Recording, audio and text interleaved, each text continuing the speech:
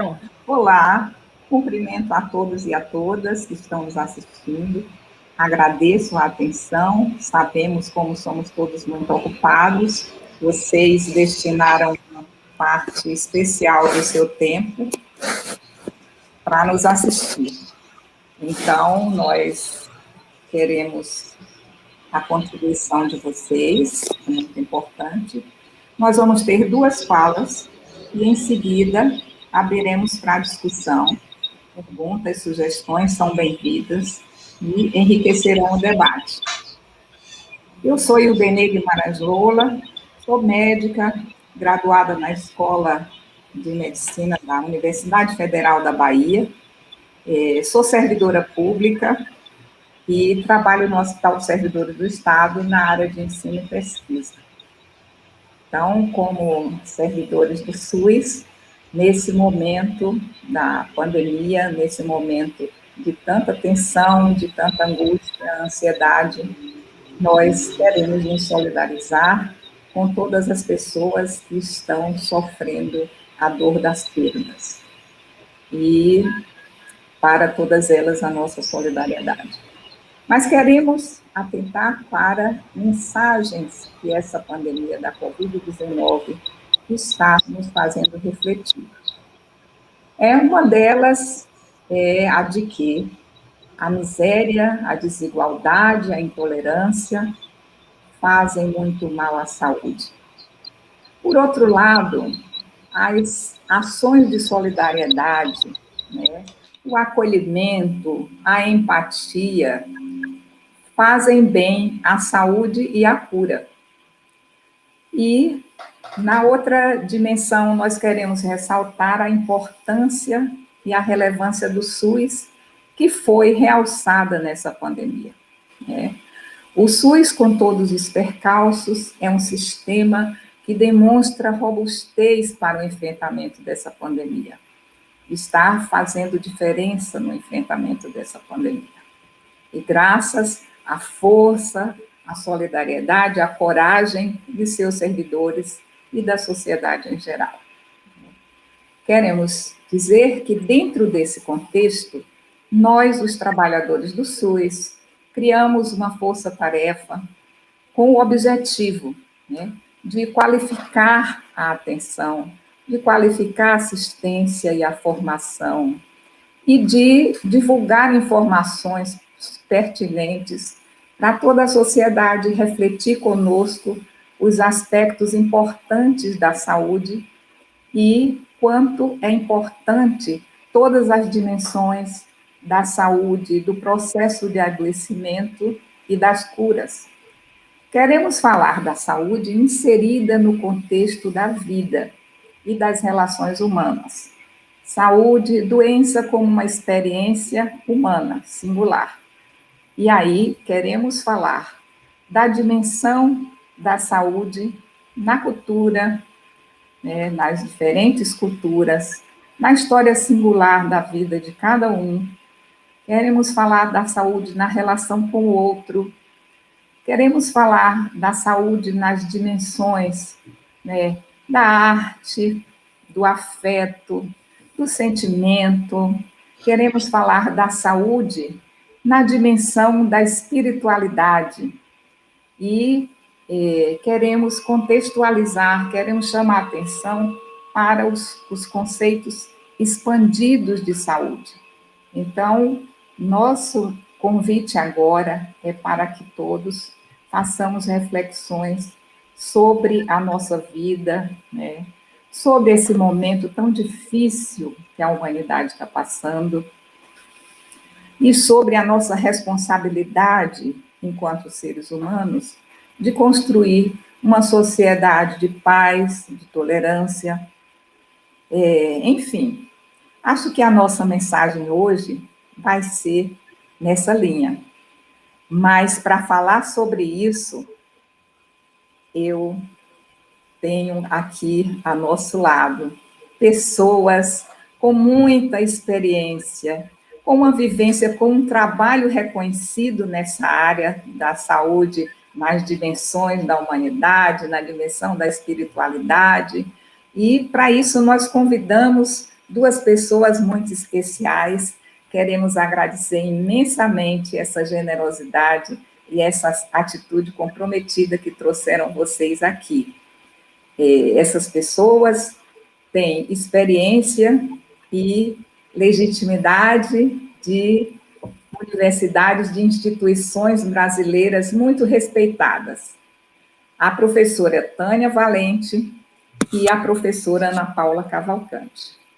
A professora Tânia Valente é médica psiquiatra, professora do Departamento de Saúde Coletiva da Universidade Federal do Estado do Rio de Janeiro. É líder do Laboratório Interdisciplinar de Estudos e Pesquisas em Antropologia da Saúde. A professora Ana Paula Cavalcante é professora adjunta do Departamento de Ciências das Religiões da Universidade Federal da Paraíba. Atua nos programas de pós-graduação em Ciências das Religiões nessa mesma universidade. É mestra e doutora em Psicologia Social pela Universidade Federal da Paraíba. É líder do CURAS, um grupo de pesquisa em espiritualidade. Então, eu convido agora a professora Tânia para conversar conosco. Tânia. Bom, Idenê, boa tarde a todos. Inicialmente, eu gostaria de agradecer o convite do pessoal do Centro Cultural do Ministério da Saúde para estar aqui hoje compartilhando algumas reflexões sobre a doença e a pessoa sob o ponto de vista da antropologia da saúde.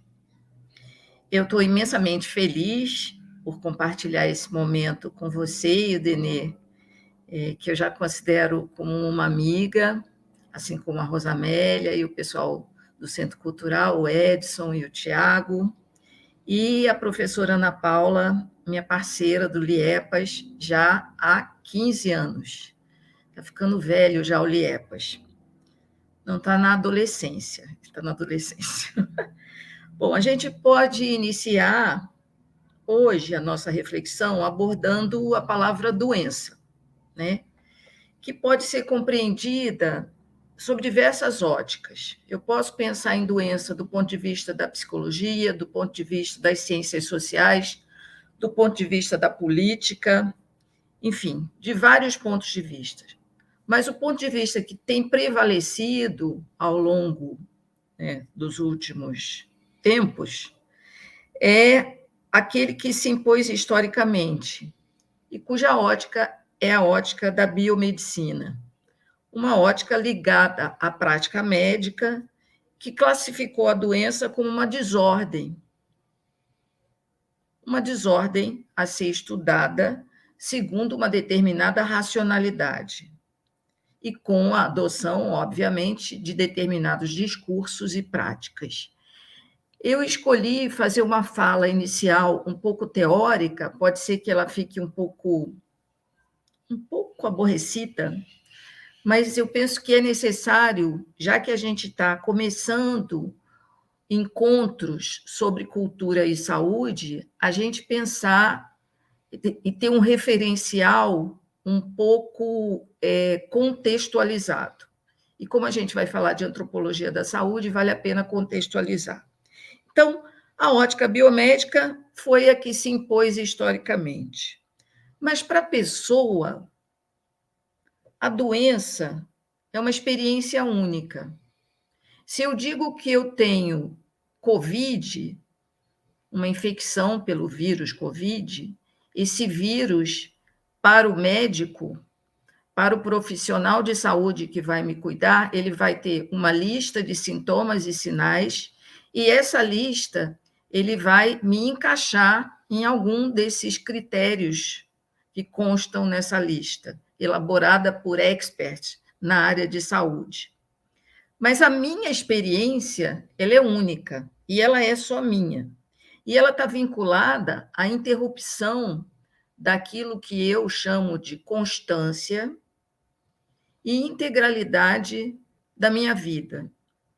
Eu hoje acordei, tomei café, e pensei, bom, eu vou tomar café, depois eu vou estudar, depois eu vou almoçar, depois eu vou estudar mais um pouquinho, depois vai ter a fala lá no evento, depois eu vou jantar, vou assistir novela, sei lá o quê, e depois eu vou dormir. Se algo quebra essa integridade ou essa constância da temporalidade que eu considero como essenciais para que eu diga que eu estou vivendo conforme eu estou doente. E a doença nem sempre é vivenciada como uma desorganização biológica corporal. Ela pode ser vista apenas como uma experiência. Eu posso chegar no médico, na consulta, e dizer: eu tenho um bolo que sobe e desce aqui, né? Vem do meu estômago para a minha boca. É um bolo que sobe e desce. A gente já ouviu, muitas pessoas já ouviram essa queixa.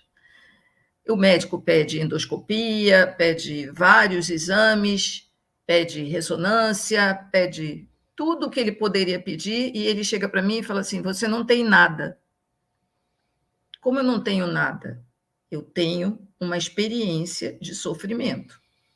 Então, eu tenho algo, eu tenho uma vivência, eu tenho uma experiência que pode ou não ser categorizada dentro de critérios estipulados para estabelecer o que é doença e o que é saúde.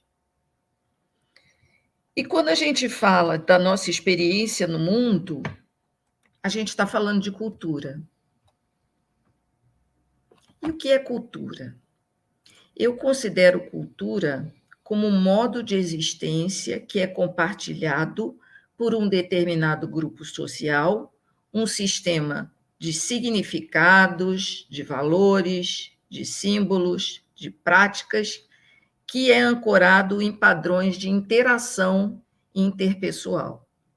Eu posso ter uma cultura dentro da minha casa, que pode ser diferente da cultura do meu bairro, que pode ser diferente da cultura do meu estado, que pode ser diferente da cultura do meu país, que pode ser diferente da cultura de outros países.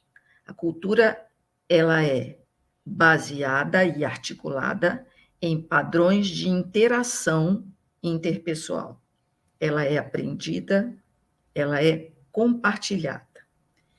Então, se a cultura pode ser aprendida e compartilhada, os modos de preservar a saúde e de lidar com a doença estão inseridos nisso que eu chamo de cultura. E estão inseridos nisso que eu chamo de cultura desde tempos pré-históricos, quando as doenças eram associadas à possessão, ou à intervenção divina, ou à falta dessa intervenção divina. Aí vem o iluminismo, vem a ciência, seus métodos, seus padrões, suas tecnologias, e ela abstrai o doente da sua doença. A doença passa a ser objeto da ciência, e objeto com um caráter generalizante, ou seja, quando eu estabeleço critérios para dizer o que é doença e o que não é doença, é necessário que eu generalize. Além disso, esses critérios ou esse olhar científico, ele é mecanicista. A gente diz que ele é mecanicista. Por quê? Porque eu posso separar a realidade, separar a doença em diversos pedacinhos, e esses pedacinhos, estudando cada um desses pedacinhos, teoricamente, eu posso ter uma ideia do todo. Então, caráter generalizante, caráter mecanicista e caráter analítico. Analítico por quê? Porque a ciência tem como proposta melhorar o mundo através da explicação do mundo. E onde fica a cultura nessa história? Onde fica a vivência da doença nessa história? Isso tudo não é científico? Então, passa a ser do interesse de um ramo da ciência chamado antropologia, e aí outra palavra do nosso objeto de encontro hoje, que é a saúde, a pessoa, a doença, sob o ponto de vista da antropologia da saúde. Então, quando vem a antropologia, quando a antropologia se compõe como um método ou como um campo do saber, né, no início do século XX, o modo de adoecer, o modo de vivenciar a doença e os doentes dos povos considerados exóticos, né, passam a ser objeto de interesse de antropólogos lá no início dos estudos antropológicos. Um deles, que é muito citado, é o William Rivers, que é um antropólogo, ele é um inglês, um antropólogo, só que ele é médico, neurologista também. E ele se interessa por estudar as medicinas primitivas como manifestações de um sistema de crenças, assim como a medicina religiosa ou a medicina naturalista, ligadas ao modo de vida desses povos exóticos que ele ia visitar no início do século XX. E aí vale a pena aqui a gente diferenciar o que o Rivers fazia, que o que ele fazia, né, estava ligado a um campo que se chama antropologia médica, que é diferente da antropologia da saúde, que é um pouco diferente da antropologia da doença. E muitas vezes esses termos eles transitam, né, em vários textos, em vários lugares, e eu acho que vale a pena a gente falar a diferença entre cada um deles, né? Rivers, por exemplo, o que ele fazia era mais ligado àquilo que a gente chama de antropologia médica. A antropologia médica estuda o exotismo, estuda aquilo que é considerado primitivo, mas o referencial da antropologia médica é a ciência e o saber biomédico, com as regras, o mecanicismo, enfim, o determinismo que a medicina e a biomedicina, né, as práticas biomédicas, exigem e tomam para si como referencial. Aí a gente tem aquilo que se chama antropologia da doença. O que seria antropologia da doença? A antropologia da doença nasce na França e ela é consolidada a partir da observação de comportamentos frente à doença, identificando-se a racionalidade presente e o significado desses comportamentos. Mas a racionalidade também um pouco menos do que a antropologia médica, mas também ancorada nesse saber biomédico. E aí a gente tem a antropologia da saúde. O que seria a antropologia da saúde? A antropologia da saúde tem como referencial a cultura, a sua relação com a experiência da doença e, na antropologia da saúde, o doente não se separa da vivência do adoecer. Essa abordagem está inserida, eu considero, mais inserida no modelo do pensamento complexo, mais articulada ao pensamento complexo de Morin, onde, para quem tudo está ligado com tudo, então eu não posso colocar as práticas biomédicas como mais importantes do que um chá de erva cidreira. Cada um tem o seu local e cada um tem o seu significado para a pessoa que vai tomar esse chá. E o contexto biosócio psicoespiritual, que é o contexto mais moderno para o entendimento da saúde como um todo. E para sair um pouco desse nível teórico, eu gostaria de compartilhar dois exemplos. Eu fiz há uns 5 anos atrás, mais ou menos, aqui num município próximo da onde eu moro em Taubaté, em São Paulo, um município chamado Lagoinha. Ele fica no finalzinho de uma estrada e ele é um município isolado, de aproximadamente 5.000 habitantes. Nós fizemos uma pesquisa sobre o que as pessoas pensavam sobre o diabetes. E foi muito interessante, porque o que eu ouvi de uma senhora foi o seguinte: eu fui ao médico, e ele me disse que o meu exame estava alterado. O meu exame estava alterado e eu estava com diabetes. E aí ele virou para mim e falou assim: a senhora tem diabetes? E eu falei para ele: eu não tenho diabetes, não. O senhor é que tem, porque está escrito aí no seu papel. No meu não está escrito, eu não sinto nada, eu não tenho diabetes. Então, assim, a experiência de doença, né, para aquela pessoa não existia. O que existia era um critério diagnóstico fundamentado em critérios clínicos e laboratoriais elaborados por pessoas que não eram aquela senhorinha. Então, eu gostaria que vocês pensassem comigo: quantas reuniões sobre diabetes a gente poderia fazer com essa senhora para que ela aderisse ao uso da medicação para o diabetes, se ela não sentia absolutamente nada? Ela não estava doente. Para ela não estava doente. E quando ela fala que a doença é do médico, há que se ter um certo entendimento disso, né?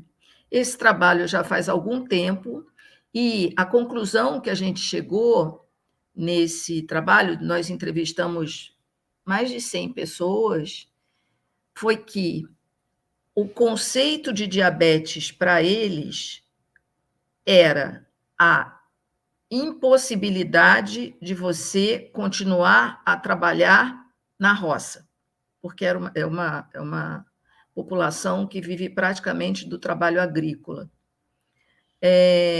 Então, assim, os que não conseguiam ir trabalhar estavam efetivamente doentes. Os que estavam doentes do ponto de vista médico, mas conseguiam trabalhar, conseguiam fazer todas as suas atividades e não tinham nenhum impedimento para a sua vida, não se consideravam doentes. Então, a experiência influencia no planejamento de ações de saúde. Você não pode ignorar a experiência de doença das pessoas para que você possa dizer que o seu programa de diabetes está funcionando perfeitamente.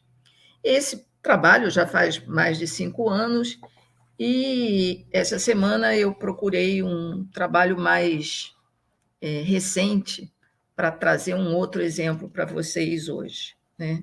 E aí eu peguei um trabalho que foi publicado agora, 2020. Ele é um trabalho realizado no Rio Grande do Sul, num programa de saúde da família, também dessa vez perguntando sobre itinerário terapêutico. O que é o itinerário terapêutico? É o percurso que as pessoas fazem para encontrar tratamento para suas doenças.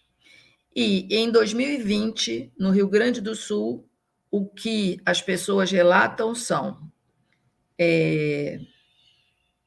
práticas folclóricas, né? Uso de chás no controle da glicemia,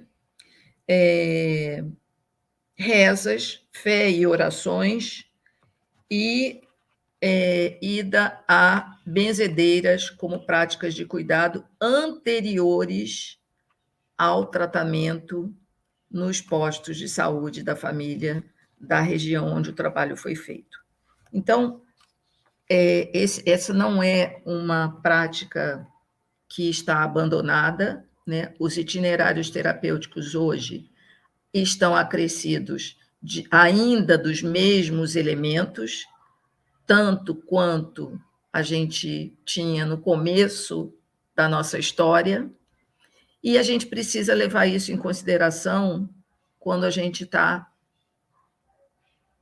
treinando novos profissionais de saúde. Nós não podemos treinar novos profissionais de saúde única e exclusivamente para o referencial das práticas biomédicas. A gente precisa treinar para a realidade do nosso país e das pessoas que nele habitam, né? E, para terminar, eu queria divulgar a minha linha de pesquisa atual, que se amplia um pouco em relação à compreensão do papel da internet e, obviamente, das fake news no itinerário terapêutico dos indivíduos hoje. Então, além dos chás, além das benzedeiras, além da fé e da oração, ainda temos o Google e temos as fake news. Então, passo a minha palavra agora para a Ana Paula. Obrigado, viu? Oi, pessoal, boa tarde. Obrigada, Tânia, porque vocês vão ver que existem entrelaçamentos entre a minha fala e a dela, né? Só um minutinho.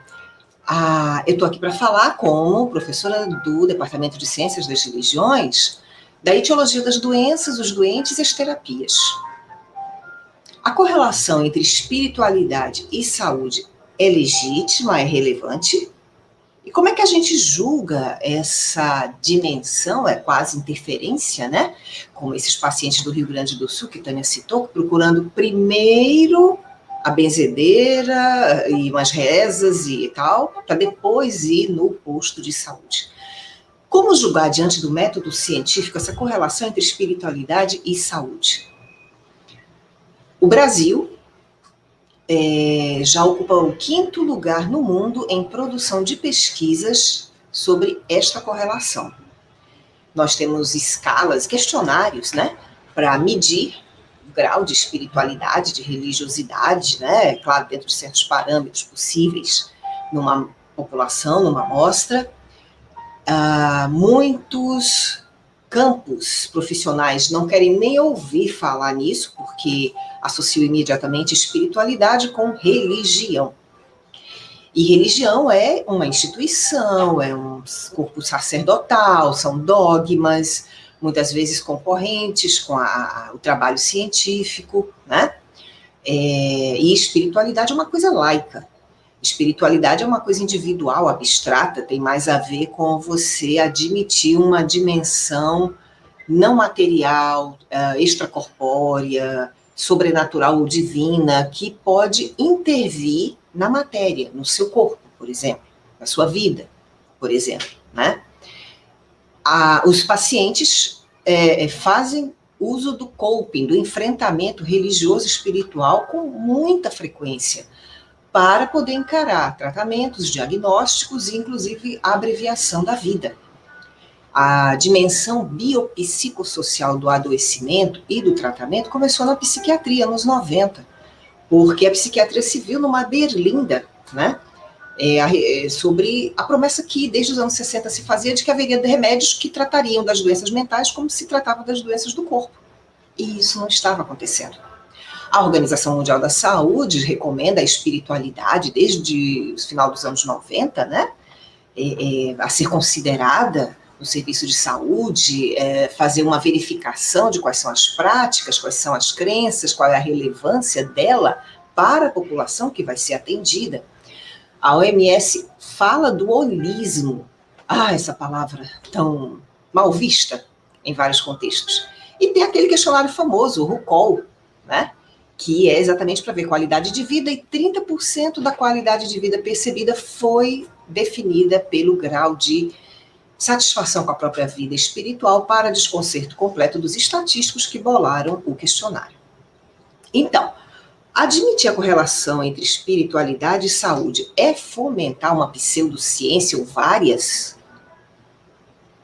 Pseudociência é qualquer tipo assim de informação que se diz ter baseada em fatos científicos, mas que não foi criada, desenvolvida e nem é monitorada dentro do método científico rigoroso clássico. É uma crença, é uma prática que se apresenta como tendo evidências científicas, só que não adere ao método. Então, não há preocupação com provas, plausibilidade, não passa por testes, né? Existe uma confiança muito grande na confirmação, né? Olha, tá vendo? Deu certo dessa vez. Olha, tá vendo? Deu certo daquela outra vez. Mas cadê a estatística? E não se tem o trabalho de refutação da hipótese, abertura para avaliação por outros especialistas, processos para fazer teoria, não funciona assim. A ciência não é teologia, não é revelação, não é espiritualidade, são pesquisas e métodos empíricos laboratoriais, geralmente, lidando com matéria e energia, de alguma forma. Então, essa separação entre ciência e pseudociência tem implicações políticas, éticas, filosóficas e muitas no cuidado em saúde. É aí que eu entro com espiritualidade e saúde, onde eu tenho, né, o grupo de pesquisa ou curas, onde a gente está procurando investigar as curas que acontecem por razões não explicadas cientificamente. Começou no ano passado e é uma propositura bastante ambiciosa. A noção mais elementar, não é que na ciência todo resultado é reproduzível, duplicável. Condições idênticas, testar a mesma hipótese, a mesma teoria. A gente tem estudo duplo cego, amostra aleatória, não é? Procedimentos de amostragem muito claros para poder ser duplicado. Tem aquela coisa da significância, não é? Margem de erro, intervalo de confiança, não é isso? Ou seja, matemática aplicada a um objetivo que é lidar com o corpo humano.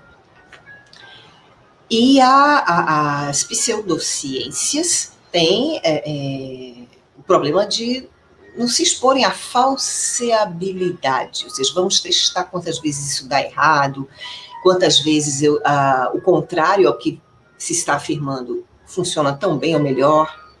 E tem um problema que é o que eu fecho aqui essa exposição sobre metodologia da ciência, da pesquisa científica, que é aquele princípio da navalha de Ockham.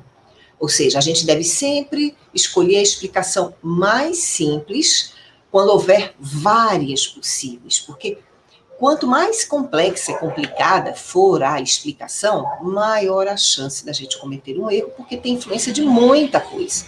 Você está incluindo muita coisa nessa bacia. Só que essa simplificação, de acordo com Edgar Morin, está a serviço, não é, de uma racionalidade capenga que passa por cima do quê? Da desordem, das contradições, que estão na vida, que estão fora do laboratório.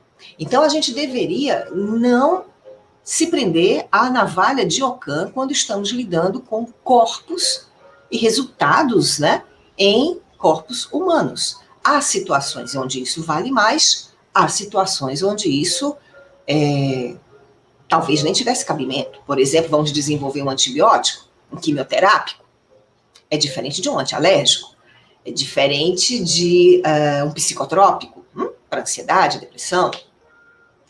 Então, a gente tem coisas não materiais agindo sobre corpos materiais e altamente vulneráveis, que são todos os corpos humanos. A gente tem, por exemplo, diferença de potencial elétrico pelas membranas, não é? Nossas células são afetadas, nossos neurônios são circuitos elétricos, e há animais que têm sensores biológicos para o magnetismo do planeta, não é? Como os pombos-correio, por exemplo, tubarões, não é? A gente não tem isso, né? Tá. A gente tem o efeito piezoelétrico, que é conseguir deformar a matéria com um campo elétrico em volta dela. A gente aumenta a pressão nesses materiais e começa a ver a geração de um campo elétrico, cria-se uma vibração e muda até o padrão sonoro. É o caso do quartzo, da turmalina, não é? A gente tem ultrassom, que potência suficientemente alta, adequada, quebra cálculos, age sobre tecidos, aumenta o efeito de drogas numa área específica onde você aplique o ultrassom, não é? A gente pode, inclusive, limpar por cavitação células infectadas ou células infectantes, é isso que eu quis dizer. Por exemplo, bactérias, você pode aplicar uma dose forte de ultrassom e ela morre, né? Então, vejam, são coisas desenvolvidas em outras áreas do conhecimento que a gente aplica na ciência da saúde e de corpos, né, vivos.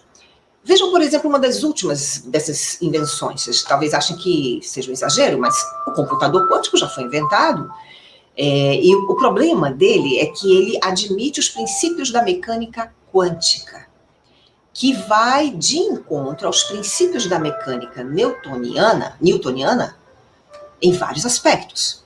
Mas sobreposição, por exemplo, como é isso? Vocês sabem que o computador quântico ele tem uma velocidade muito maior do que esses comuns. E os comuns admitem que as coisas podem ser divididas numa linguagem binária, 0 ou 1. O quântico pode ser 1 décimo, 2 décimos, e pode ser as duas coisas ao mesmo tempo. Ou seja, a informação pode ser 0 e 1 ao mesmo tempo? Mas e como fica, então, uma hipótese, um teste de hipótese? Nessa mecânica quântica, esse é o processo da sobreposição, o terceiro, ou seja, o que você não tinha imaginado, está incluído. Então, você não coloca, por exemplo, naquele programa, aquela linguagem de programação chamada Python, né? Se, então. Não. Você calcula a partir da medição final que apresentou o melhor resultado. E aí você volta para dizer, provavelmente o motivo é esse aqui, o resultado eu estou lhe dando cá. Eu não vou me estender sobre isso, imagina, mas na biotecnologia, medicina de ponta, né, vão aparecer estudos avançados usando isso para comportamento de proteínas, órgãos, células do corpo humano, né? Então, qual é a consequência? Porque nós estamos lidando com epistemologia. Nós estamos admitindo que os princípios da mecânica quântica servem, são viáveis, funcionam, mesmo que não esteja suficientemente demonstrado todas as suas proposituras. Qual é a consequência disso para as terapêuticas? Especificamente, medicina é uma ciência exata? Quando ela é exata e quando não é? E o que é exato? Diante, assim, de acontecimentos e objetos, vou chamar assim, tá? Multidimensionais, interativos, com muita aleatoriedade. O Covid é uma aleatoriedade histórica, né? A pessoa se vê obrigada a desenvolver estratégia de pensamento que não seja nem redutora nem totalizante, mas reflexiva. Edgar Morin chamou isso de pensamento complexo. Esse conceito é o oposto da especialização, setorização, divisão, hierarquização. Não é que as partes sejam desprezíveis, mas elas não são suficientes por si sós. É preciso várias partes e uma compreensão do todo. A cibernética, teorias da informação, né? São pensamento complexo em pura ação. Então, os profissionais de saúde, a gente é formado, não é? Entendendo uma mecânica explicativa científica como a verdadeira e a única. Micróbios, secreções. Então, a nossa sociedade moderna, científica, onde se formamos nós, os profissionais da saúde, a gente adoece de fora para dentro. A gente é contaminado, a gente sofreu contágio, né? A gente, enfim, veio de fora para dentro do meu corpo. Como eu estou aqui para falar do que eu estudo em ciências das religiões, vejam, nas sociedades que não são modernas, em primeiro lugar, por excelência, eles admitem que você adoece de dentro para fora. Foi um espírito, foi uma praga, foi um feitiço, e agiu dentro de você, e aí foi que apareceu a sintomatologia. Isso é completamente bobagem. A narrativa espiritualista oferece essas explicações, e aí ela dá nomes para situações e entidades desconhecidas. Vai ter nome de espírito, vai ter um ritual de feitiço e desenfeitiçamento, né? E aí alguém diz, isso, ó, deu um nome, diz que foi um feitiço, faz um negócio assim de ritual, desfaz aquilo, você vai ficar bonzinho. Diminui a angústia, aumenta a capacidade endógena, inclusive, do sujeito enfrentar o problema. E aí vem todo um processo que é fisiológico, ou seja, é uma espécie de psicologia, sabe, pré-histórica. Sei. Doenças mentais não conseguiram ser curadas, resolvidas com os remédios. Eu não estou dizendo que eles não façam nada. Estou dizendo que não se cumpriu uma promessa na qual muitos depositaram grandes esperanças. A própria psiquiatria foi que admitiu a dimensão biopsicossocial do adoecimento durante a terapia e de um desfecho, né? O coping religioso, o enfrentamento religioso. Eu me pego com Deus, doutora, para falar, para enfrentar a depressão. Quando eu estava, antes do meu mestrado, meus pacientes na saúde pública, obesos de baixa renda, diziam que normalmente obeso tem problema de diabetes e hipertensão. E eles diziam, né, doutora, quando falta o remédio, quando o remédio não está adiantando, eu me pego com Deus. E aquilo era repetido tantas vezes que me despertou muita curiosidade. Eu comecei as minhas pesquisas, inclusive o mestrado foi assim.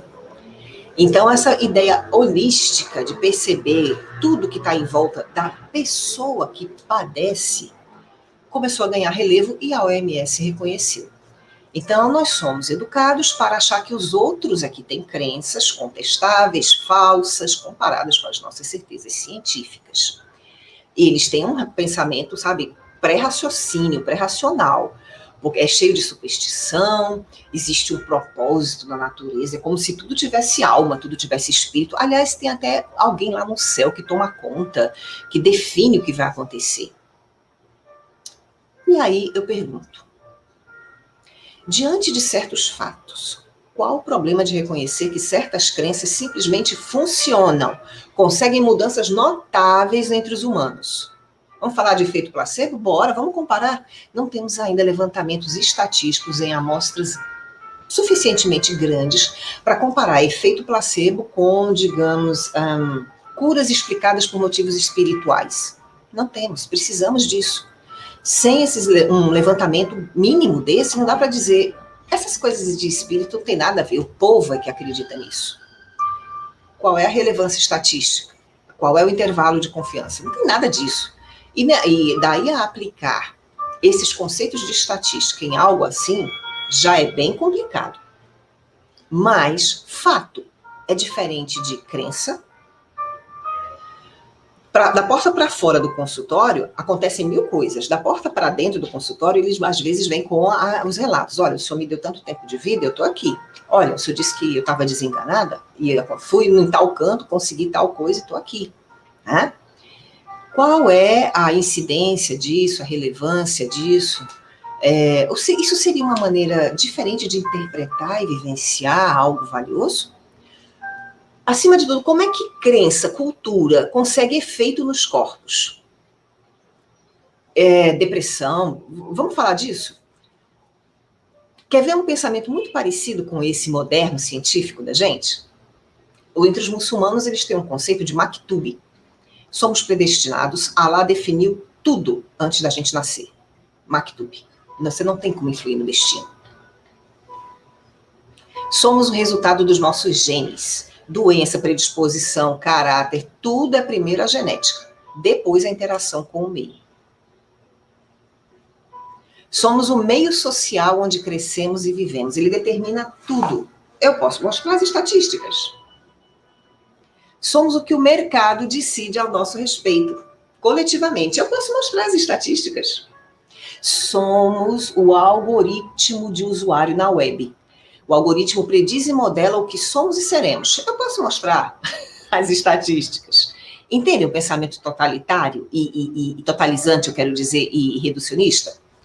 Tudo que a gente fabrica, a gente inventa, a gente acredita, supera o resultado que a gente achou que ia ter sempre. Porque a gente passa a ter acesso a uma realidade e informações impossíveis de se obter se tivéssemos só os fatos.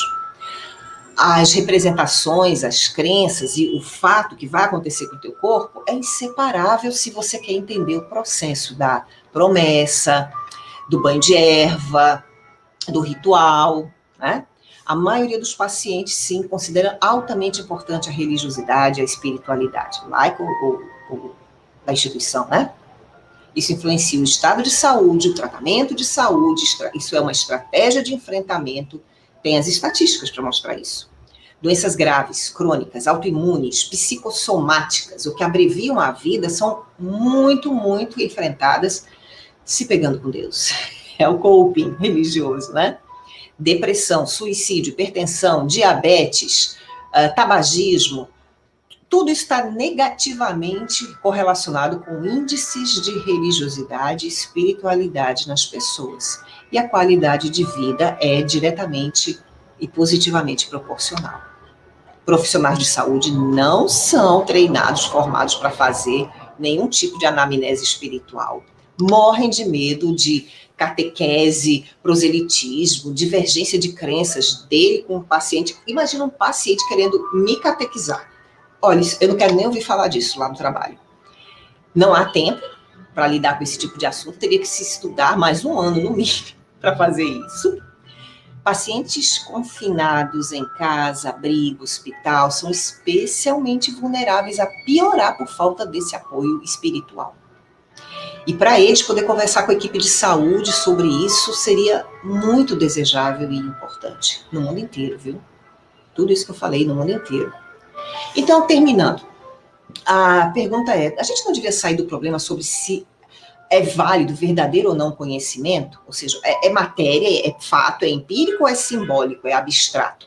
Esse tipo de eficácia terapêutica que inclui essas dimensões não materiais, não tangíveis da realidade. Quais as transformações que as práticas terapêuticas, biomédicas ou não, desencadeiam? Se a gente afirma que uma prática terapêutica é eficaz quando ela traz boas proposições e transforma coisas bem diferentes, como pessoas, materialidades e mundo. Isso não deveria ser mais importante do que perguntar se é simbólico ou é matéria? Mensurável em laboratório? A etiologia das doenças, a influência da psique dos pacientes, antes, durante e depois do diagnóstico, durante as terapias, e os fundamentos, né, do diagnóstico das terapias, o que pode afetar o corpo humano? Até que ponto? Eu espero ter mostrado que são agentes físicos, químicos e psíquicos. Qual a relevância disso para quem trabalha em saúde? É legítimo construir terapias inclusivas, multidisciplinares? Qual o mérito e a relação custo-benefício? Tem risco para a sociedade, para a categoria dos profissionais de saúde? Talvez tenha. Quais são e de que tipo? O que é que tem sido estimulado a ser pesquisado, incluído, e o que é que tem sido atrapalhado? Por quê? Consultório, sala de cirurgia, academia. E o mundo lá fora. É para continuar separado tanto assim? Medicina é ciência exata? É estritamente acadêmica? Basta-se com um método científico? Quando sim, quando não? E quais as consequências para a prática e para a conduta ética?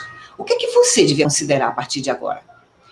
Um pensamento crítico sobre seu próprio pensar e seus métodos seria voltar ao começo num procedimento assim em espiral, ampliando o conhecimento, né? E enriquecendo a cada retorno ao mesmo ponto.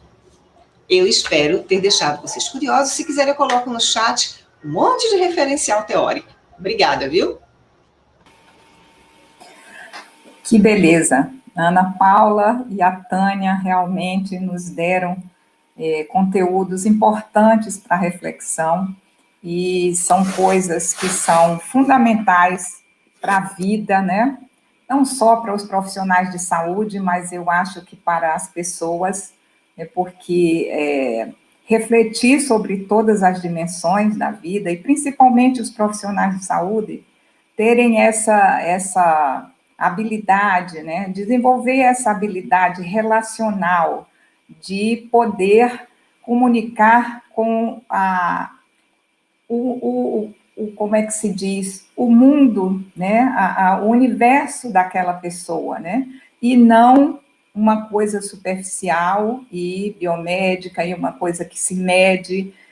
Nem sempre esses parâmetros, né, funcionam para determinadas dimensões. A gente tem que saber, né, que os avanços e que a tecnologia são importantes e fazem muita diferença, mas que tem limites, porque a vida e a saúde, elas pertencem a todas as dimensões, né? Corpo, espírito, religião de cada um, e, enfim, e existe sempre algo que é o imponderável e o imaterial. O exemplo do diabetes que a Tânia nos trouxe é muito significativo, né? E em todas as especialidades a gente tem isso, por exemplo, na ortopedia, os ortopedistas às vezes recebem pacientes que trazem queixas enormes e que a imagem não mostra nada. Mas, enfim, eu estou sentindo, eu estou sofrendo, eu estou sentindo dor, como eu não tenho nada?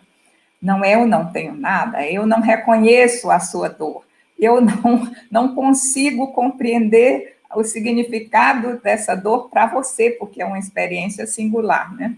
Muito interessante. Mas aqui tem uma pergunta da Rosa Amélia que eu queria colocar para vocês. A pergunta é: Confúcio afirmou que a natureza dos homens é a mesma, são seus hábitos que os mantêm separados. Tânia, você acha que a falta de entendimento da realidade da vida dos pacientes, muito distinta da vida dos médicos, prejudica a criação de estratégias e adesão aos tratamentos propostos?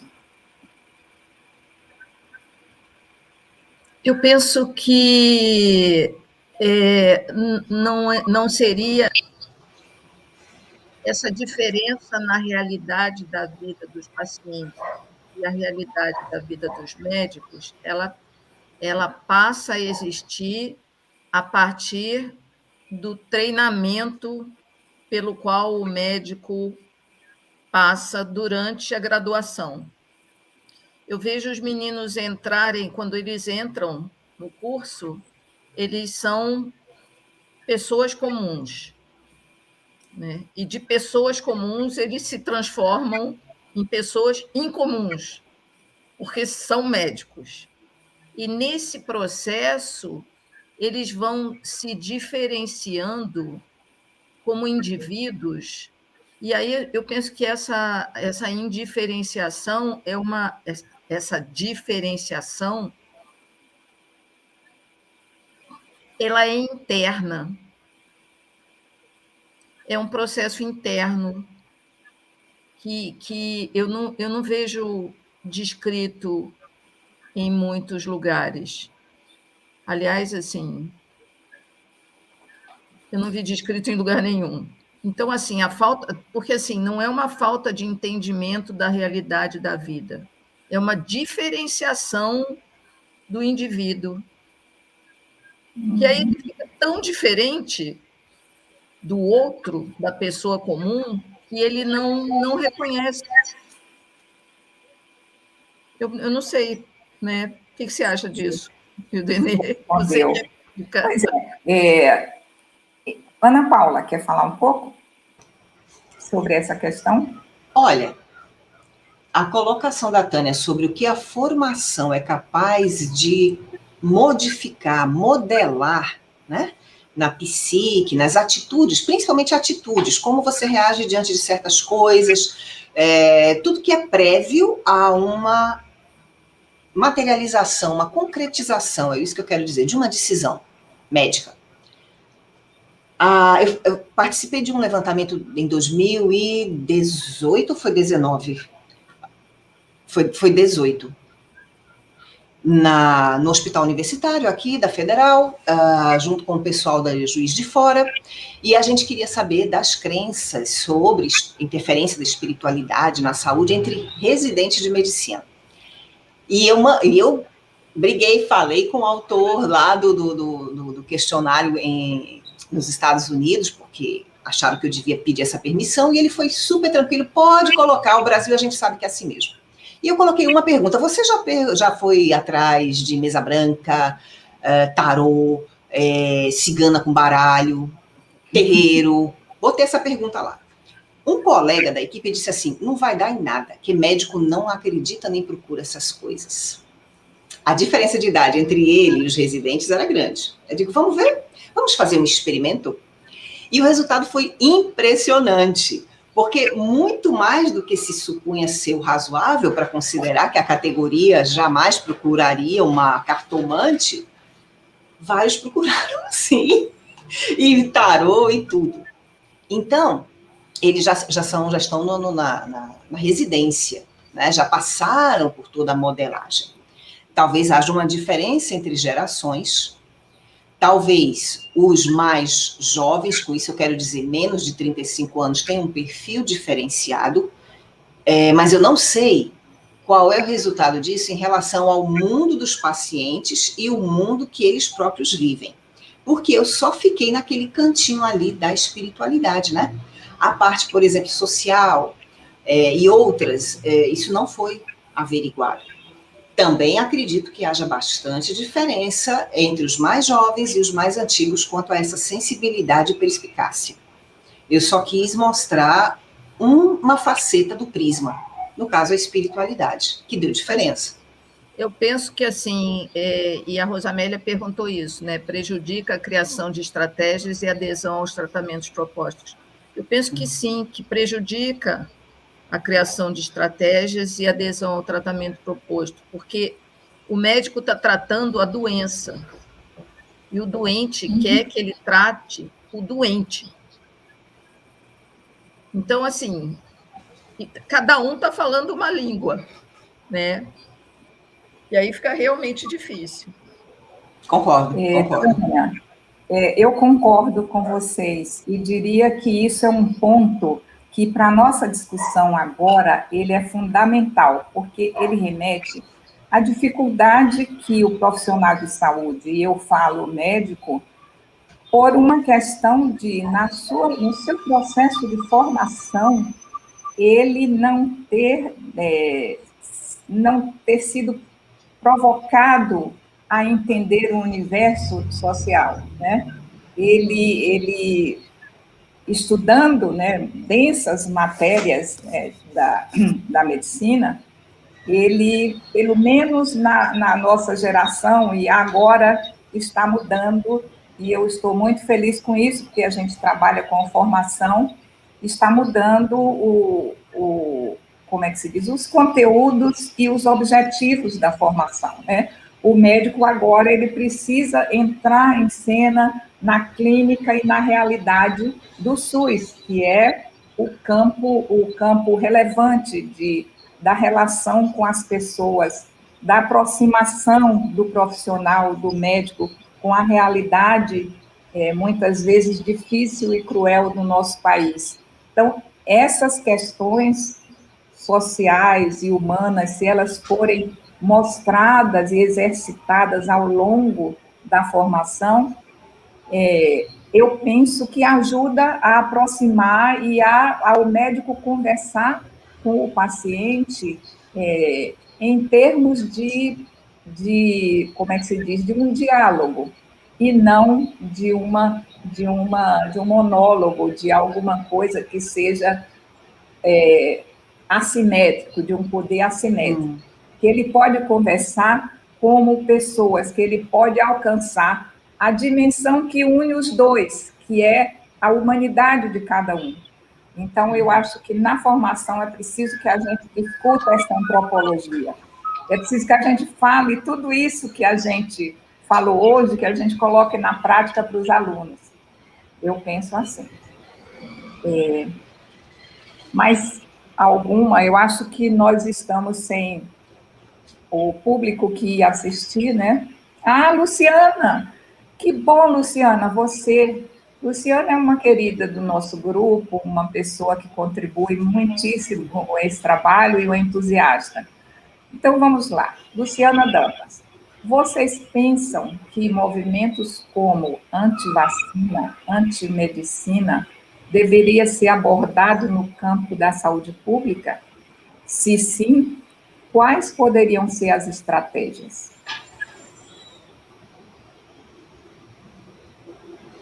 Bom, só para dar o iniciozinho, tá? Eu concordo, Luciana, que deveria ser sim, porque faz parte do mundo fora da parede do consultório, do hospital, da academia. Poderia ser debatido maravilhosamente bem, por exemplo, em alguma disciplina que incluísse a epistemologia, né? Como se constrói o pensamento científico, como se dá isso, numa forma muito enriquecedora, né? De nós irmos a diversos pontos e níveis de profundidade para entender, nossa, tanta coisa dentro da saúde, a etiologia, as terapias, nossa, seria maravilhoso. Eu acho que com essas poucas frases você deu uma indicação, uma ideia maravilhosa. Eu sou absolutamente a favor. Você, Tânia. Eu penso que não deveria, não só deveria, como já está sendo abordado no campo da saúde pública. Houve uma publicação, até o André, que vai estar com a gente a semana que vem, ele ministrou uma disciplina o ano passado na Fiocruz, que era fake news e saúde.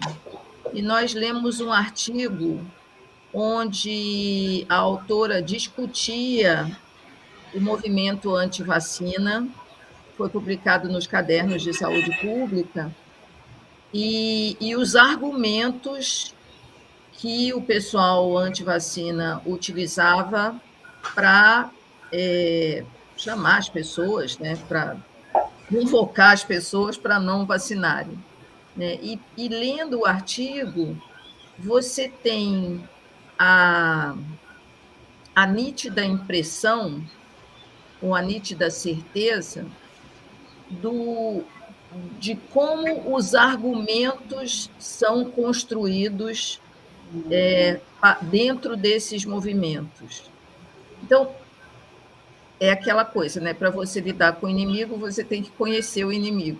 E aí, assim, esse artigo, depois, quem quiser, eu posso dar a referência, ele deixa uma clareza muito grande em termos de argumentação, né, de como o pessoal que é anti-vacina faz a argumentação e como eles fazem a propaganda de como não, por que não se vacinar, né?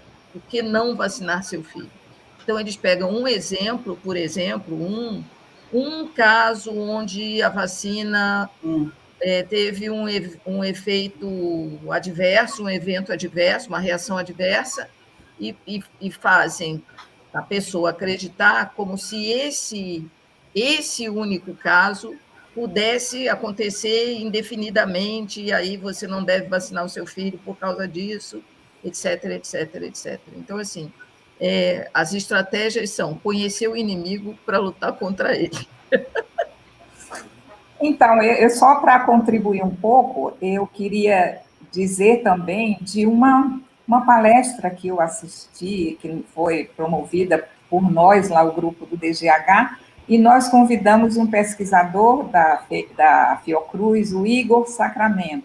O Igor, conheço o Igor, que foi falar sobre fake news. Uhum. E ele, assim, realmente fez uma análise muito importante disso. E nessa linha de a gente precisa entender por quê, né? O que está por trás disso? Se a gente não compreender isso, a gente vai lutar de uma maneira desigual, né? A gente precisa entender qual é o grau, por exemplo, de confiança nas políticas públicas, qual é a distância, né, entre o profissional de saúde e a vida do paciente, o que faz sentido para a pessoa, o que faz sentido para os profissionais. Então, tudo isso é preciso ser visto para poder se criar estratégias que justamente consigam fazer frente a essa dificuldade e às fake news. Foi o Igor, eu achei a pergunta muito interessante. Tem uma outra aqui. Fernanda Barbosa. Qual a opinião de vocês sobre as PICs no SUS? Considerando que qualquer tratamento incorporado passa por aval econômicos que se baseiam em evidências científicas dentro do subfinanciamento do sistema. Eu e Tânia fizemos um levantamento. Tânia, você quer responder? Então, assim, essa é a argumentação clássica contra as PICs. Porque essa argumentação diz o seguinte: você tem práticas cuja eficácia é discutível do ponto de vista biomédico. E você faz um programa dentro do SUS que vai pagar os procedimentos relacionados a essas práticas. Então, qual é a lógica dentro de um país como o nosso, onde há escassez de recursos para a saúde, de você enfatizar o uso das PICs, enfim, quando podia usar dinheiro para outra coisa. Enquanto podia usar o recurso para outra coisa. Então, assim, essa lógica é a lógica que eu abordei na minha fala. Né? Assim, as PICs partem do pressuposto de que quem vai passar por um procedimento das PICs, por uma das terapias, vai passar por uma experiência.